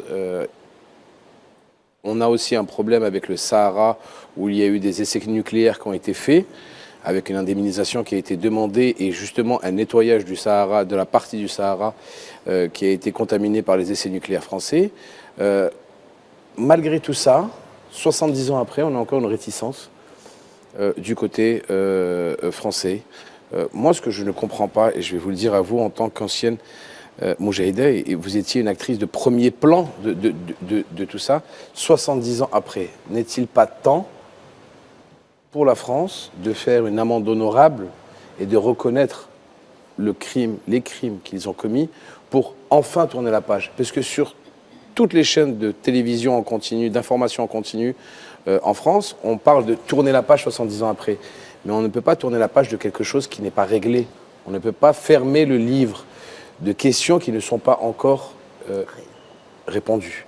Donc je vous le dis en tant qu'ancienne combattante, pour vous, qui est au premier plan de tout ça, il n'est pas possible, on est bien d'accord, de tourner justement, de fermer la page, de tourner la page ou de fermer le livre tant que toutes ces questions-là ne sont pas réglées par rapport à votre vécu. Moi, je me suis toujours demandé si nous n'avions pas tourné la page trop tôt. Dans l'euphorie de la victoire, ben, je me souviens moi-même, on a été libérés après les accords d'Évian, donc en avril 1962. On est rentré en Algérie à la veille des élections parce qu'on ne pouvait pas rentrer en Algérie à cause de ce que faisait l'OAS. Donc l'horreur, les meurtres continuaient. Et là, je me dis, mais on est un peuple spécial. En septembre 1962, je vais à Paris. Parce que dans ma petite caboche est resté ce qu'on m'a cru. Après tout, la France, ça n'est pas que l'extrême droite, c'est pas truc. C'est vrai qu'il y a eu des Français qui se sont engagés très loin avec nous, qui nous, certains, les porteurs de valises, etc. Mais حنا vraiment ما بقاتناش هذاك الغش. Parce que dans notre tête, on nous a toujours dit ça au FLN, on ne se bat pas contre le peuple français, nos chefs. On se bat contre le gouvernement. Le gouvernement de l'époque. Et surtout ceux qui ont pris possession d'Algérie et les gros colons et piller tout ça. la richesse de l'Algérie. Est-ce que ça rejoint Jacques Berck, qui était un arabisant? Jacques Berck a dit une phrase. Il a dit, voilà, si on ne s'est pas entrelacé pendant 130 ans pour que cela ne descende pas profondément dans les cœurs et dans les âmes. C'est ce que vous étiez en train de dire. Oui. C'est pour ça que vous avez été à Paris? Oui, mais non, mais maintenant je me dis, mais quand même, après avoir vécu, c'est bien beau de dire je fais la différence entre le peuple, etc. Mais en fait, c'était le gouvernement, c'était l'armée. L'armée, elle était constituée de Français, de peuples. Et d'ailleurs, et on le voit aujourd'hui avec cette haine qui des Français vis-à-vis des Algériens. Alors qu'au fond, c'est nous qui leur avons apporté, donné. Alors, Madame Zohra, attendez. Je vous propose justement d'écouter l'ancien parlementaire et patron de la DST française, Yves Bonnet, et on en parle. La question de la restitution à l'Algérie d'objets décrits datant de la colonisation, puis de son appartenance à la République française, à la vérité ne s'oppose pas. Ces témoignages d'une époque vécue en commun jusque dans l'affrontement doivent revenir à leur légitime propriétaire, et je n'en vois pas d'autre que l'Algérie. Ils appartiennent à son histoire, ils sont son histoire. C'est un fait sur lequel il n'y a pas à revenir, sauf pour les esprits chagrins qui se nourrissent de rancunes stériles. Je défends cette position depuis les années 80, où je proposais à mon ministre de l'époque, Gaston Defferre, de restituer à l'Algérie ses archives détenues dans un fonds à Aix-en-Provence. Ces documents, que je n'ai d'ailleurs personnellement jamais consultés, représentent en fait une bonne partie de la mémoire de l'Algérie. Et nous n'avons pas le droit de priver l'Algérie de cette mémoire. comme mes camarades du contingent lorsque j'étais en Algérie, puis ensuite comme haut fonctionnaire français et comme parlementaire, j'ai toujours pensé qu'il fallait rendre à l'Algérie ce qui lui appartenait et contribuer à la réflexion qui s'impose autour d'un certain nombre de faits, parfois douloureux, mais en fin de compte, toujours enrichissants. J'ai tenu cette position des années plus tard lorsque j'ai présidé le groupe d'amitié France-Algérie de l'Assemblée nationale et j'ai eu l'occasion, là aussi, de m'entretenir avec les autorités françaises. Il en va de même d'un autre dossier que je connais bien, qui est celui de Baba Merzoug, sur lequel mon attention avait été attirée par le président de l'association des amis de Baba Merzoug et de la Casbah. Et je n'ai pas eu à me convaincre, car je l'étais d'avance, de l'intérêt qu'il y avait à rendre à l'Algérie ce canon qui est une pièce exceptionnelle puisque construit sur les ordres, sur les instructions de Barberousse, du fameux Barberousse. Il représentait à l'époque une sorte de performance technologique. J'ai donc souhaité que la restitution se fasse et j'ai travaillé en ce sens en me rapprochant en particulier de la direction des constructions et armes navales. Voilà, c'était donc l'ancien parlementaire et patron de la DST française Yves Bonnet, un entretien que vous pourrez suivre en intégralité sur nos réseaux sociaux. Oui, justement, Yves Bonnet parlait de 2 points importants. Le premier point, c'est les archives. À ce jour, la France refuse de restituer les archives à l'Algérie. À chaque fois, c'est un vieux conflit qui date depuis 60 ans. Il y a eu des dizaines j'appelle ça des groupes mixtes, qui n'ont jamais avancé. Les Français considèrent que les archives qu'ils ont pillées de l'Algérie, ils ont pris de force, comme des archives de souveraineté, donc ils ne peuvent pas les redonner à l'Algérie, alors que c'est le droit algérien. Les Ottomans, les Turcs ont restitué une bonne partie des archives. C'était le cas aussi des Italiens, il me semble, pas la France. C'est le premier point, c'est un litige qui reste. Le deuxième point, c'est par rapport au canon Baba Merzoug. C'est un bien de l'Algérie. Les Français colonisateurs ont pris ce canon, ils l'ont renversé pour l'humilier, ils l'ont renversé et ils l'ont appelé le consulaire. Je pense que c'est au port de Toulon, il est toujours avec un coq dessus. C'est pour dire que nous, on vous colonise toujours. Malgré toutes les demandes faites par l'Algérie, les comités qui ont été faits, et Yves Bonnet il a évoqué la question avec François Fillon, qui était à l'époque Premier ministre. Aucune réponse à ce jour pour rebondir, parce qu'il a dit, il y a des conflits qui sont liés aussi aux disparus de la guerre de libération nationale. On ne sait pas à ce jour quel est le nombre des disparus, parce que les pouvoirs spéciaux donnés à Bijar, à Ossarès, et à Massu, à tous ceux qui étaient en Algérie, on peut prendre des Algériens et les en tuer, on ne connaît pas où ils sont. Ils reconnaissent par petites touches. Moi, je voulais poser une question à Mme Derif. Je sais que vous avez fait la prison à partir de septembre 1957, et il me semble que vous êtes en train de préparer un livre sur ces années de prison. Oui. Je vais raconter 5 années de prison et un peu... On n'a jamais pris les choses de manière dramatique. C'est ça qui a été peut-être aussi votre force. Une force. En tout cas, chez nous, les femmes, dès qu'on était... Je crois que les femmes sont pas mal indisciplinées ou chez nous. Hein. Donc, je veux raconter comment nous avons continué le combat, c'est comme ça qu'on le vivait, à l'intérieur des prisons, d'une part, et en même temps faire connaître le système pénitentiaire français et en même temps rendre hommage à certaines grandes figures françaises qui ont,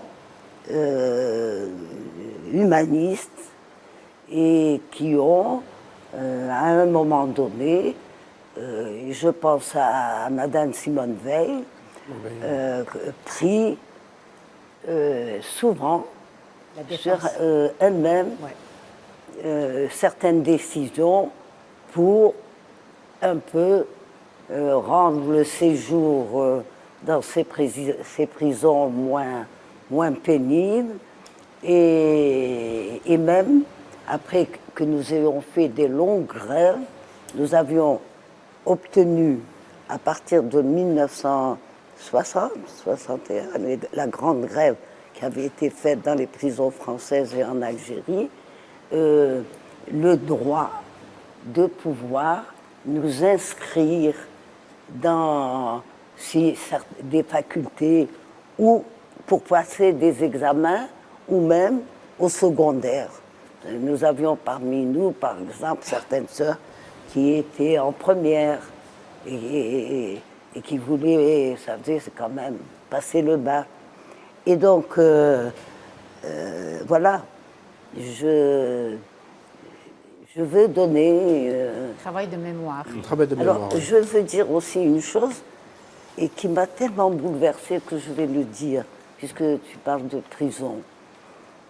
J'ai visité il y a quelques jours la prison de Serkadji.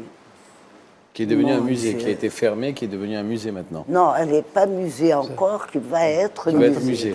Mais elle a été fermée. Et là, j'ai mesuré ce que nos frères ont subi. Et les frères condamnés à mort ont pu subir. Il faut faire un reportage et montrer. C'est une cellule qui a été construite par les Turcs. C'est du temps de Agdin. Mais il faut aller voir des cellules dans lesquelles étaient les condamnés à mort. C'est épouvantable, c'est déjà le tombeau. C'est un tombeau vivant. Il faut aller voir. Nous irons voir ça, Madame Zahra. Je suis encore retournée.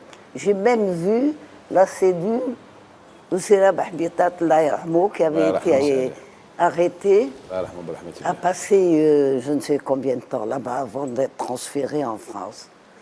J'ai vu la cellule au Mustafa Ftel Laïramo.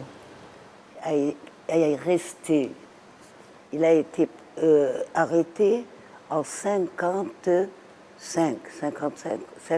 ou 56. Et il a été relâché à l'indépendance. Il est resté donc tout le temps de la guerre de... Pendant 7 ans. Hein? 7 ans durant. À Barberousse. Mon Dieu, si vous voyez la cellule dans laquelle il était. Ya Rabbi. Merci. Madame, merci Madame Radrif Bitat. Il faut aller voir l'exécution, l'acte le plus barbare, le pire qu'aient pu faire les Français. C'est l'exécution des condamnés à mort. Merci Madame. Mais Zabana, etc. Mais vous avez une liste. Zabana était le premier. Mais il faut quand même aller voir et que nos gens sachent ce que ça a été pour nous.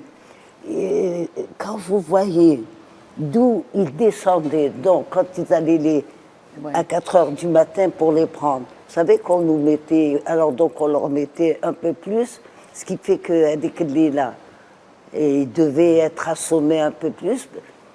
Quand ils vont les chercher à 4 heures du matin, c'est que les nodos. Alors, quand je suis là-bas, j'ai vu, mon Dieu, qui du Meidou Khazdouhum. Meidou Yahaptouhum. Après, ils les emmènent au greffe pour signer leur sortie. On leur dit, voilà, tel jour, vous avez été arrêté, voilà, parce qu'on vous enlève vos affaires personnelles, si vous avez une montre, des choses comme ça. Voilà ce qui est déposé au greffe. Alors, signez qu'on vous a tout rendu et qu'aujourd'hui, vous sortez de prison. Donc, ils signent. Et alors, après, ils redescendent pour aller à l'exécution. C'est horrible. La guillotine. Alors, imaginez. Et c'était beaucoup. Il y a eu 2 jeunes de 17 ans qui ont été exécutés. sincèrement, là, ces jours-ci, quand j'ai été, je me dis vraiment, mais je serais des barbares, des sauvages. Et ça m'a rappelé donc, j'ai ressorti des livres sur la prise, l'occupation et ce qu'a fait Trézel, que la non, quand on voit ça, vraiment, ils ont de civilisés que... C'est pour ça qu'il ne faut pas oublier. Il ne faut pas tourner la page. Le développement moral est important. Très bien. Merci, Madame Zahra le travail de mémoire avant que l'intelligence artificielle vienne envahir et déformer notre histoire. Alors il faut le faire. Et vous êtes au premier rang.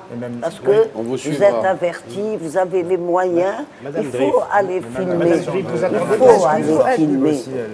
Barberousse. Il faut, bon, quand il sera un musée, bien sûr. Mais il faut aller le voir maintenant. Et alors, imaginez quand vous irez le voir, quand on vous mènera aux cellules des condamnés à mort, à ce moment, pensez, vous dites, il vient, je sors et vous allez voir. Donc, ils partent.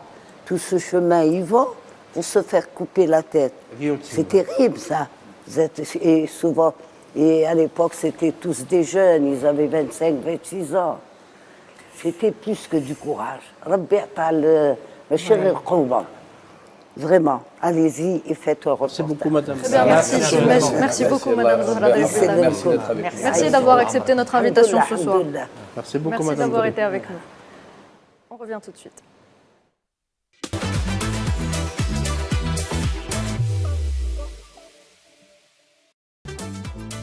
Bienvenue à vous, si vous venez de nous rejoindre pour cette troisième et dernière partie d'Hebdo Show. Nous allons parler cinéma avec vous, Nariman.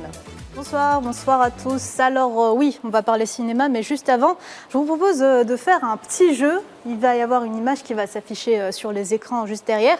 Et ce que vous devez faire, c'est deviner d'où provient l'écriture sur cette image ou encore à qui elle appartient. Est-ce que vous pouvez deviner à qui appartient cette écriture D'où elle provient? C'est l'écriture de Monsieur le Président de la République. L'écriture d'un grand homme. Bingo, exactement, c'est l'écriture du Président de la République. Là, on voit la signature. Oui, il y a la signature, Nassima, c'est de la triche, Nassima. Pour le film de Lemir Abdelkader. Non, je vais vous expliquer le contexte. En fait, lors de sa visite d'État au Sultanat d'Oman, il y a quelques jours, le président Abdelmajid Tebboune a enflammé les réseaux sociaux par sa maîtrise de la calligraphie arabe en laissant un petit paragraphe dans le livre d'or du musée national de Masqat.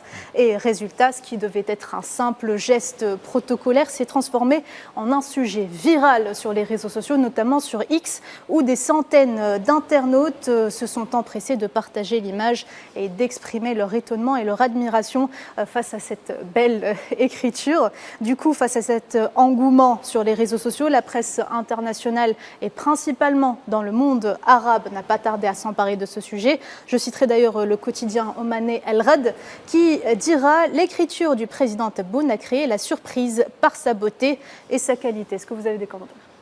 C'est magnifique parce que là, déjà, c'est Al-Khat Diwani qui est l'écriture orientale. C'est à l'époque ottomane. C'est à l'époque de Sulayman Al-Qanouni. Sulayman Ier. Sulayman Al-Qanouni, le justicier, on lui dit, c'est l'âge d'or. Parce que les Occidentaux l'appellent le magnifique. Mais le nous, magnifique, le magnifique. Et là, c'est à son époque qu'il y a eu la création de vizir, qui est El-Wazir. D'ailleurs, il était l'instigateur d'un gouvernement. C'est de là, à partir de là, l'idée de gouvernorat s'est propagée dans le monde. Sans rappeler que le président de la République, sa première éducation, c'était l'éducation coranique. Donc là, c'est l'inspiration de l'écriture coranique. Oui, effectivement, c'est le Diwani, on l'appelle le Dibani aussi, parce qu'il est né au XVIe siècle, au milieu du XVIe siècle, dans l'Empire ottoman. Et c'est vrai que c'est l'écriture parce qu'il y a deux sortes de Diwani. Il y a le Jali qui est un peu raffiné, celui-là. Ouais. Donc vous voyez la maîtrise du président Tebboune dans l'écriture, dans la calligraphie arabe. Et le deuxième, c'est l'Adi. Et c'est une écriture très très compliquée, très difficile pour avoir cette forme parce qu'elle est très artistique et très très très soignée. Et donc effectivement, pour nous, c'est une découverte à cette écriture sans oublier qu'elle très bien maîtrisée. C'est l'écriture des poètes. Oui, oui. Abdelmajid Tebboune, qui n'a pas seulement une très belle écriture, il est aussi un fin connaisseur dans le domaine du cinéma, notamment du cinéma algérien. Et on se demande que serait la guerre de libération algérienne sans son cinéma révolutionnaire. Vous pouvez poser la question à n'importe qui dans la rue.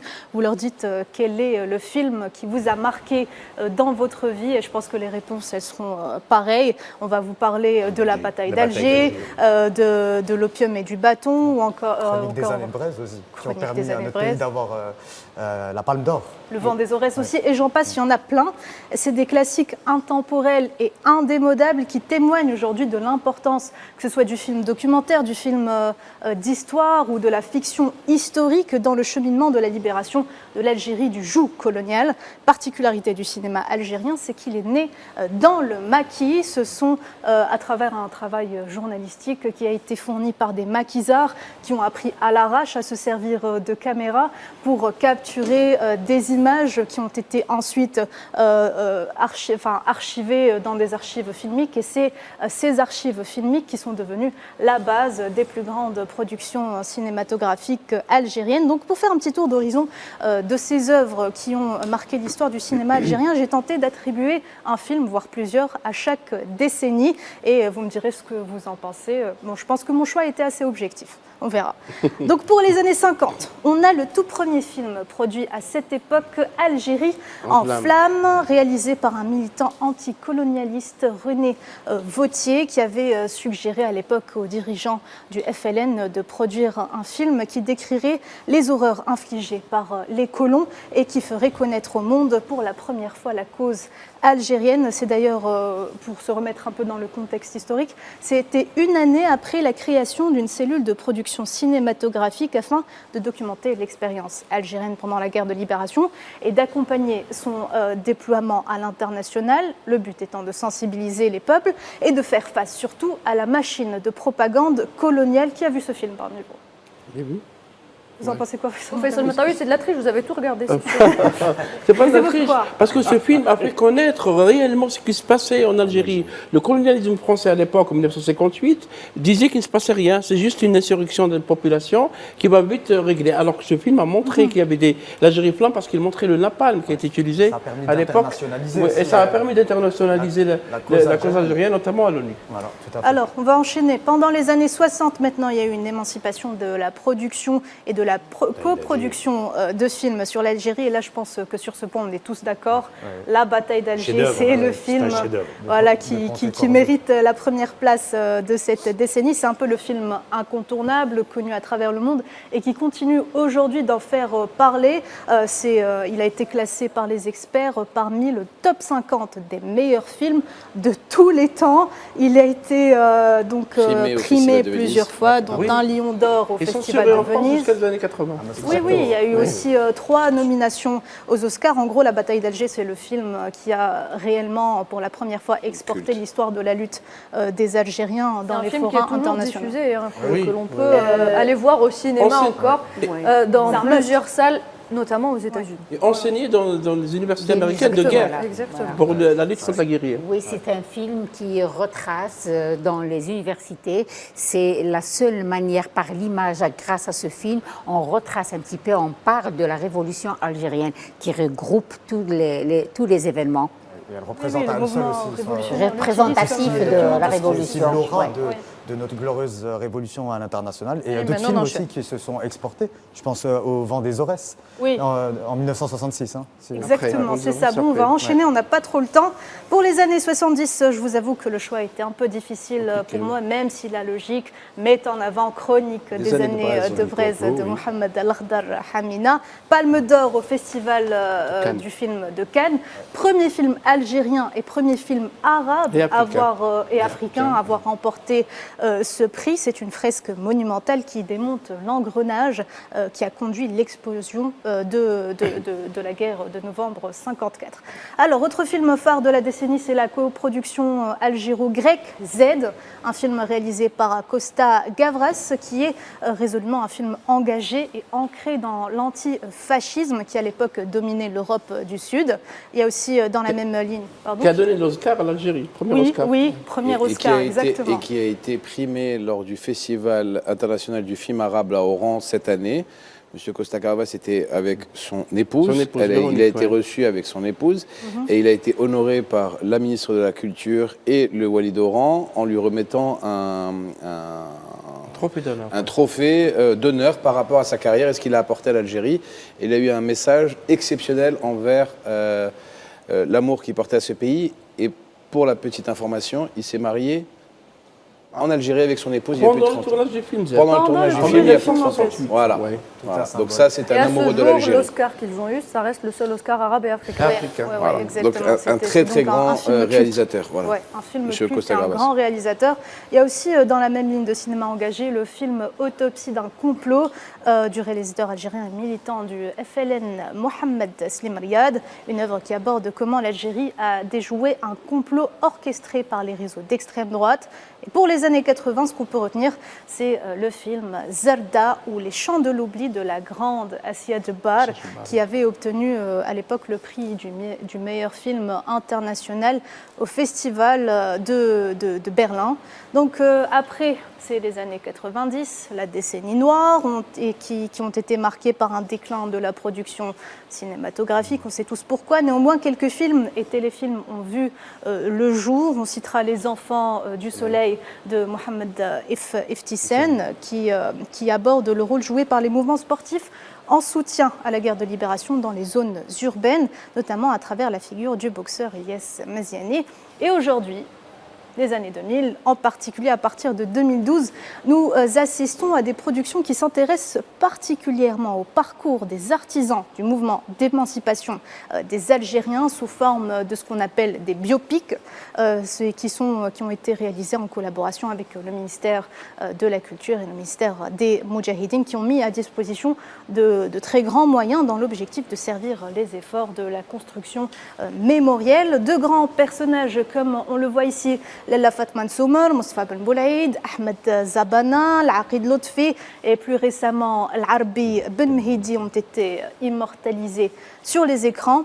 Si l'histoire est faite de dates et de faits qu'il faut préserver et célébrer, la meilleure manière de les servir reste de lui donner une dimension humaine, justement en la représentant à travers ses héros. D'ailleurs, à l'occasion du 60e, je vais finir avec ça, à l'occasion du 60e anniversaire de l'indépendance et pour accompagner justement le travail de l'État algérien dans la préservation de l'axe mémoriel, le ministère de la Culture et le CADC ont produit une douzaine de films supplémentaires. Une dernière info, pardon Faisal, juste avant de vous donner la parole et de clore l'émission, il faut savoir aussi que le président de la République, Abdelmadjid Tebboune, à l'heure du dernier Conseil des ministres, ordonné le lancement d'un appel d'offres international pour la réalisation d'une importante œuvre cinématographique sur l'émir Abdelkader Faisal. Justement, c'est une excellente décision parce qu'il faut réaliser un film à la stature de l'homme. L'émir Abdelkader est le fondateur de l'État algérien moderne. Il a contribué grandement donc à la lutte aussi contre le colonialisme français. Je voulais répondre à ce que disait Nalimel, le ministère de la Culture et des Arts a effectivement donné beaucoup de jeunes, parce que c'est nouveau, des jeunes qui ont réalisé une série de courts-métrages, notamment Rose de Sable qui parle des essais nucléaires français dans le Sud et d'autres films. Et c'est très bien de voir comment les jeunes voient de la guerre de libération nationale. Et pour information, il y a un film qui va bientôt sortir sur le parcours glorieux de Zerut Youssef, un film réalisé par Mounes Khammar. Très bien, on arrive à la fin de cette émission. Merci à vous tous d'avoir été là ce soir. Merci également. Merci beaucoup Nalimel. Merci Nalimel. Merci à Ahmed Ben Saada d'avoir été avec nous depuis Oran. Merci également à la Moudjahida Zohra Drif Bitat qui nous a fait l'honneur d'être avec nous ce soir. Mesdames et messieurs, merci de nous avoir prêté. Très bonne soirée, à samedi prochain.